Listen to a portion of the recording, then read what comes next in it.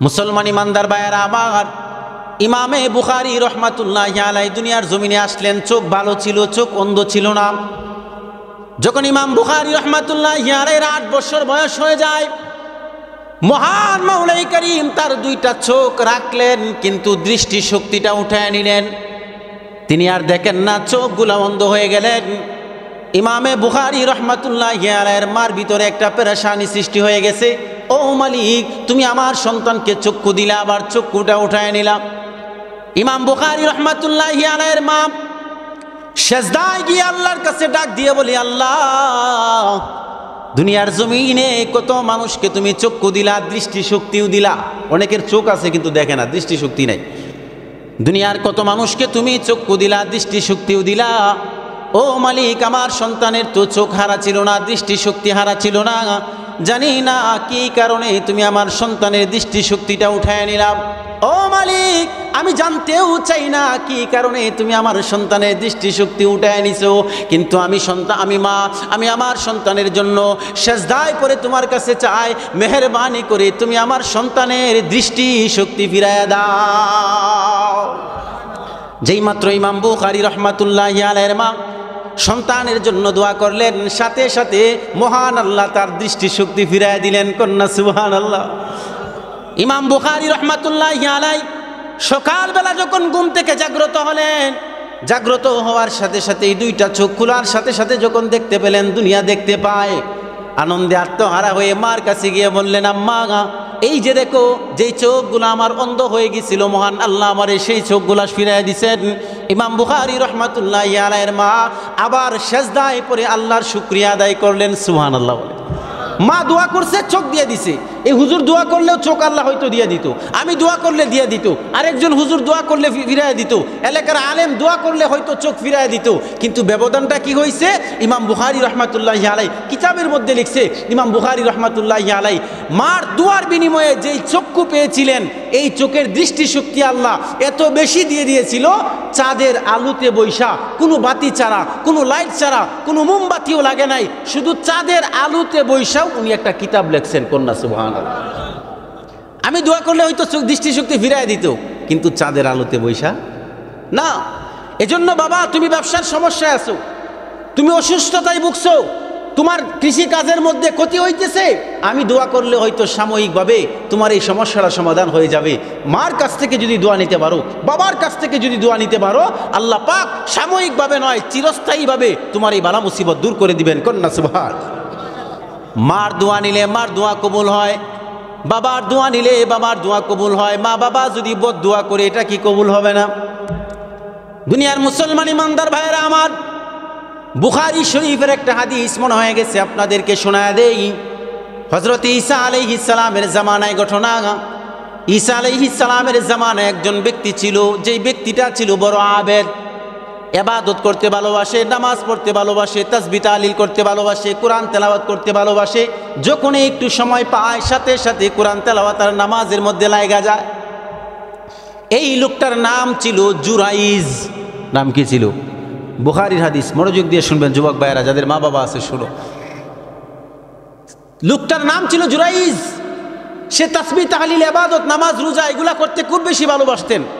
নামাজ, রোজা, তাসবিহ তাহলিল, কোরআন তেলাওয়াতের মধ্যে তার মন এত বেশি মজা গেছে, এখন আর এলাকার মানুষের কথাবার্তা ভালো লাগে না। 2-4 জনের সাথে কথা বলবে, সময় নষ্ট করবে, এটাও ভালো লাগে না। উনি চিন্তা ভাবনা করলেন, আমার যেহেতু ইবাদত ছাড়া আর কিছু ভালো লাগে না, আর এলাকার মানুষের কারণে আমি ইবাদত সঠিকভাবে করতেও পারি না, তাদের সাথে 2-4টা কথা বলতে হয়, প্রতিবেশীর সাথে কথা বলতে হয়। আমি একটা কাজ করব কি, নির্জনে আমি একটা ঘর বানায় নিব, এই ঘরের মধ্যে শুধু আমি ইবাদতই করব, তাহলে এলাকাবাসী কমপক্ষে এই জায়গায় আর যাবে। হযরতে জুরাইজ রহমাতুল্লাহি আলাইহি নির্জনে একটা ঘর বানায় নিলেন। আমাদের এলাকার পীর সাহেব হুজুররা এখন খানকা বানায় কি বানায় না, এটাই হলো নির্জনে ইবাদত করার জায়গা। জুরাইজ রহমাতুল্লাহি আলাইহি একটা খানকা বানায় নিলেন। হে দুনিয়ার মুসলমান, জুরাইজ রহমাতুল্লাহি আলাইহি এই খানকার মধ্যে বৈশা যখনই সময় পায় কোরআন তেলাওয়াত করে, যখনই সময় পায় নামাজ পড়ে, যখনই সময় পায় তাসবিহ তাহলিল করে, আওয়াবিন নামাজ পড়ে, তাহাজ্জুদের নামাজের মধ্যে লিপ্ত হয়ে যায়। জুরাইজ রহমাতুল্লাহি আলাইহি এই খানকার মধ্যে বৈশা দিন কাটাইতেছেন। একদিন হঠাৎ করে জুরাইজের মা দরজার সামনে গিয়ে দাঁড়ায় গেছে। জুরাইজের মা দরজার সামনে গিয়া জুরাইজের দরজার মধ্যে খটখট করে আওয়াজ করে ডাক দিয়া কয়, জুরাইজ, আমি তোর মা তোর সাথে দুইটা কথা বলার জন্য আসছি। হে সন্তান আমার, তোর সময় নষ্ট করব না, দরজাটা খুল, দুইটা কথা বলি আমি চলে যাব। মুসলমান ভাইয়েরা আমার, যখন জুরাইজের মা দরজার মধ্যে গিয়ে আওয়াজ করছিলেন, এমন সময় খানকার ভিতরে জুরাইজ নামাজের মধ্যে ছিলেন। আল্লাহু আকবার বলে। এবার জুরাইজ নামাজের মধ্যে দাঁড়ায় চিন্তা করতেছেন, আমি নামাজকে প্রাধান্য দিব নাকি আমার মা ডাকতেছে, মার ডাককে প্রাধান্য দিব। দুইটা যখন একত্রিত হয়ে গেল, জুরাইজ রহমাতুল্লাহি আলাইহি মার ডাকের চাইতে নামাজকেই বেশি প্রাধান্য দিয়ে দিলেন। জুরাইজের মা যখন জুরাইজ দরজা খুলেন নাই, জুরাইজের মা বিরক্ত হয়ে ঘর থেকে দরজার বাহির থেকেই বাড়ির দিকে রওনা দিয়ে দিলেন। তিরমিজি মুসলিম শরীফের মধ্যে হাদিসের মধ্যে আল্লাহ রাসূল সাল্লাল্লাহু আলাইহি ওয়াসাল্লাম বলেন, প্রথম দিন জুরাইজের মা বিরক্ত হয়ে চলে গেছে, আবার দ্বিতীয় দিন জুরাইজের মা আবার দরজার সামনে আয়া দাঁড়াইছে। জুরাইজের দরজার মধ্যে আওয়াজ করে আর ডাক দিয়ে বলে, জুরাইজ, আমি তোর মা, তোর সাথে কথা বলার জন্য আসছি।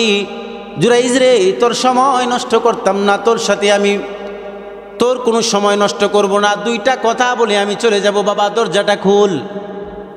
হাদিসের কিতাবের মধ্যে আল্লাহর নবী বলেন, সেই দিনেও জুরাইজ নামাজের মধ্যে ছিলেন। এবারও জুরাইজ চিন্তা করলেন, আমি আমার নামাজকে প্রাধান্য দিব নাকি আমার মা।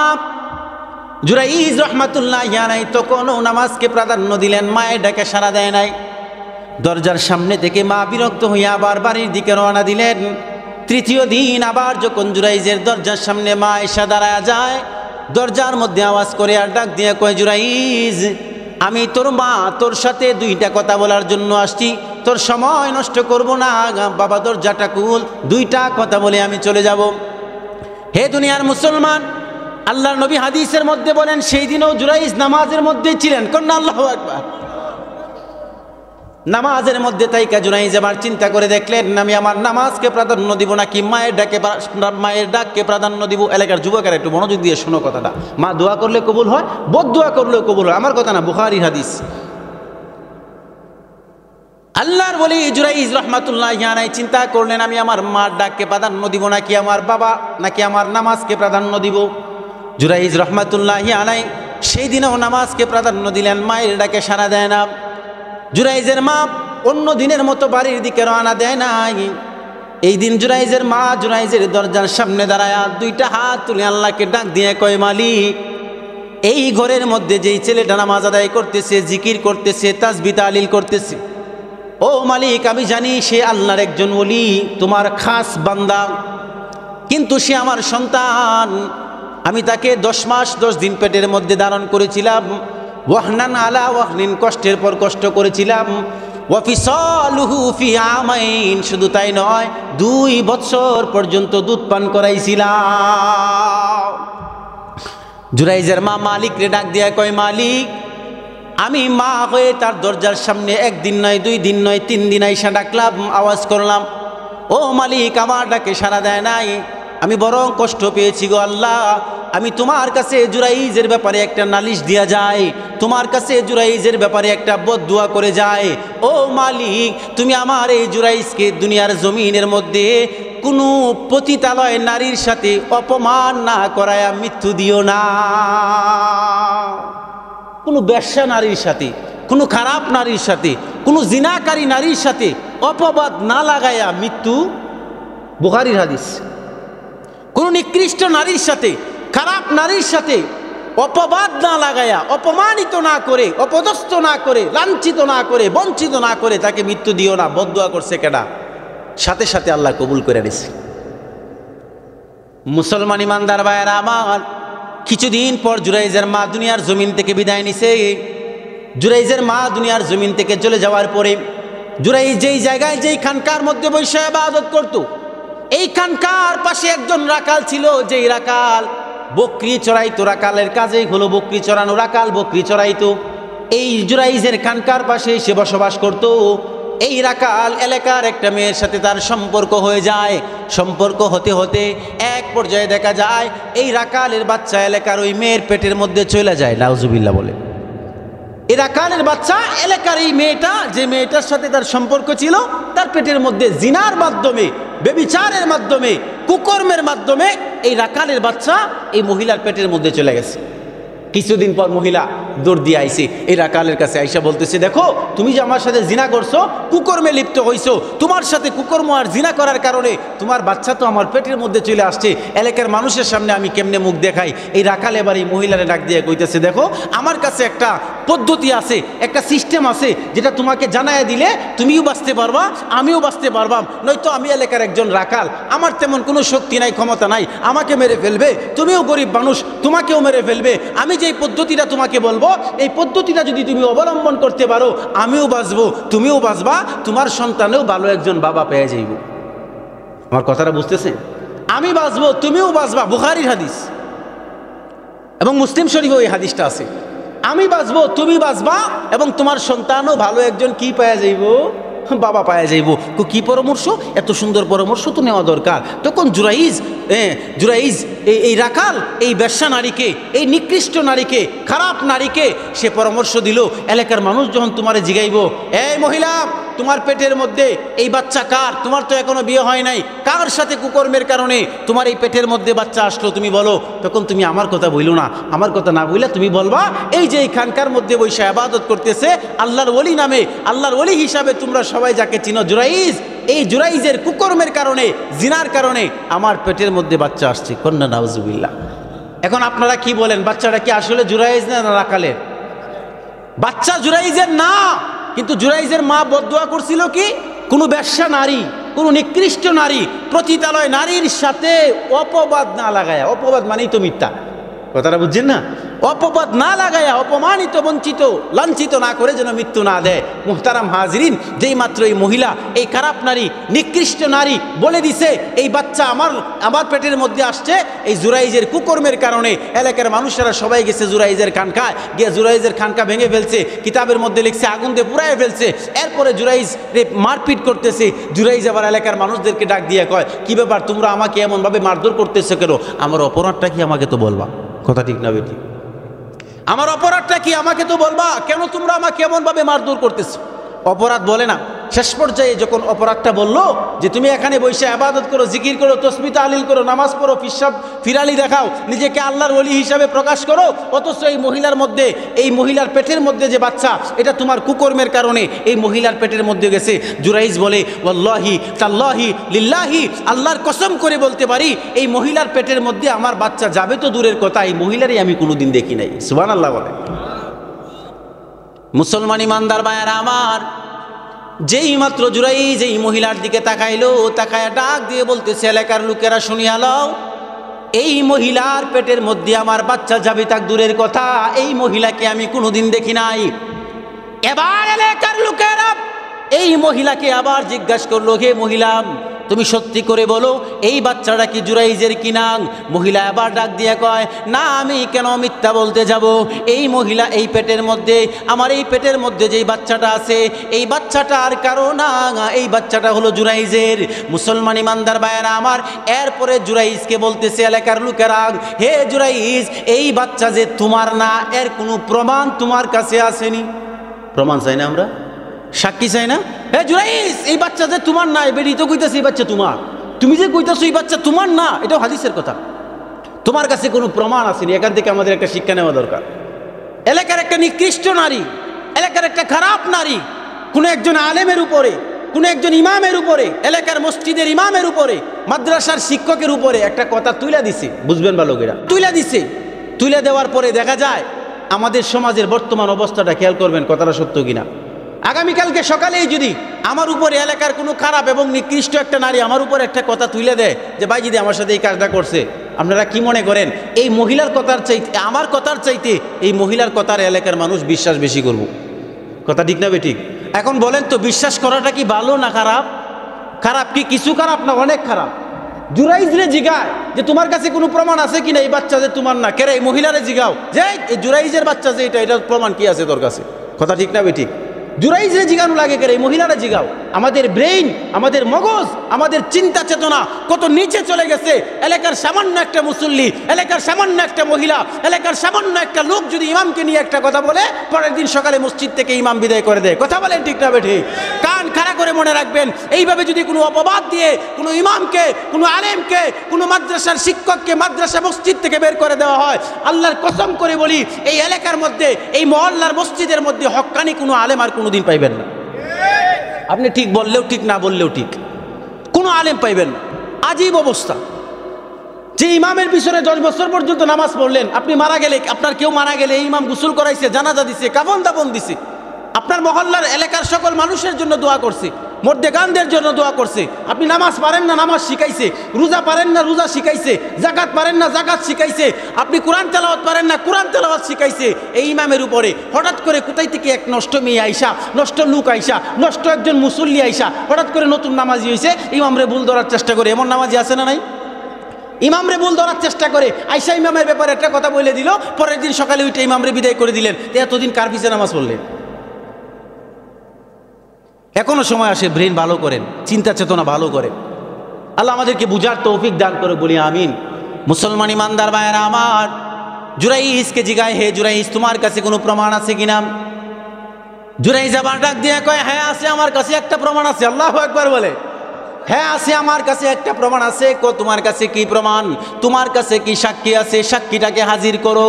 যেই মাত্র এলাকার মানুষেরা জুরাইজকে জিজ্ঞাসা করলো সাক্ষী হাজির করার জন্য, প্রমাণকে সামনে আনার জন্য, এমন সময় জুরাইজ এলাকার লোকদেরকে ডাক দিয়া কয়, হে এলাকার লোকেরা, আমার একটা সাক্ষী আছে।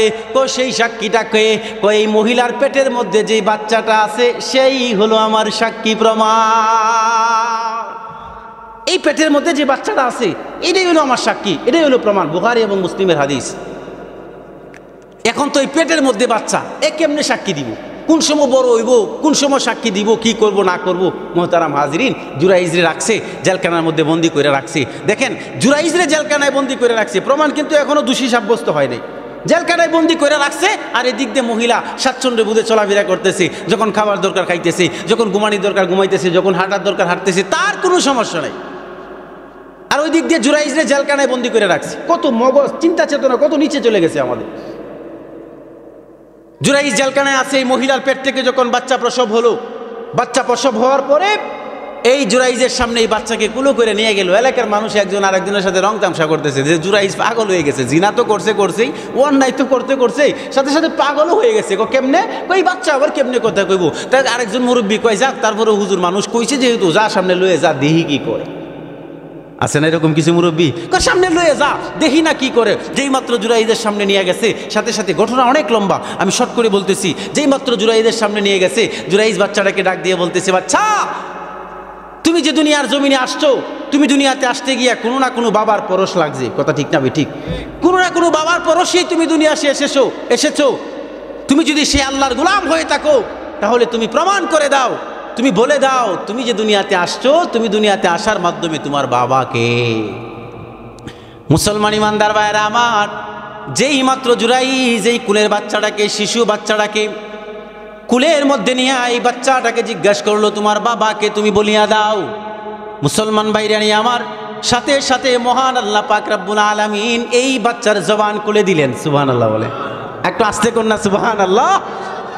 সাথে সাথে বাচ্চার জবান খুলে দিলেন, আর বাচ্চা ডাক দিয়ে জানায় দিলেন, হে এলাকার লোকেরা শুনিয়া লাও, এই জুরাইজের কুকর্মের কারণে আমি দুনিয়াতে আসি নাই। এই জুরাইজ আমার আব্বা না, আমার আব্বা হলো এই জুরাইজের খানকার পাশে যে রাকাল বসবাস করে, সেই রাকালের কুকর্মের কারণে আমি দুনিয়ায় আসলাম।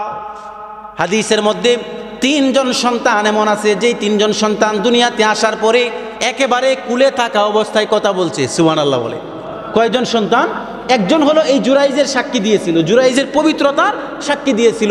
আরেকজন হলো হযরত ইউসুফ আলাইহিস সালামের পবিত্রতার সাক্ষী দিয়েছিল। মনে আসেনি? হ্যাঁ, আরেকজন হলো হজরতে ঈসা আলাইহিস সালাম, মরিয়মের সন্তান। মরিয়মের গর্ভ থেকে যখন দুনিয়াতে আসছে, কোনো বাবা নাই, এলাকার লোকেরা সালিশ দরবার লইয়া বইছে, এই সন্তান করতে আইছে, কিবা আইছে, কেমনে আইছে, এটা তালাশ করার জন্য। তখন এই সন্তানের মা মরিয়ম যখন বলল, মরিয়ম রে জিগাইলো যে এই সন্তান কোথায় থেকে আসছো, তার বাবাকে বলো। মরিয়ম বলে, এই সন্তানের বাবাকে, সন্তান রে জিগাও, আমারে জিগাও কেল্লাই গিয়া। যখন জিজ্ঞাসা করলো, সাথে সাথে সন্তানের জবান আল্লাহ খুলে দিল, বলে দিলেন, ক্বালা ইবনি ইন্নী আবদুল্লাহ আতানিয়াল কিতাব ওয়া জাআলানি নাবিয়্যা, আমি আল্লাহর গোলাম, আমি কিতাব নিয়ে আসছি, আল্লাহ আমাকে নবী হিসাবে দুনিয়াতে পাঠাইছে। সুবহানাল্লাহ বলে।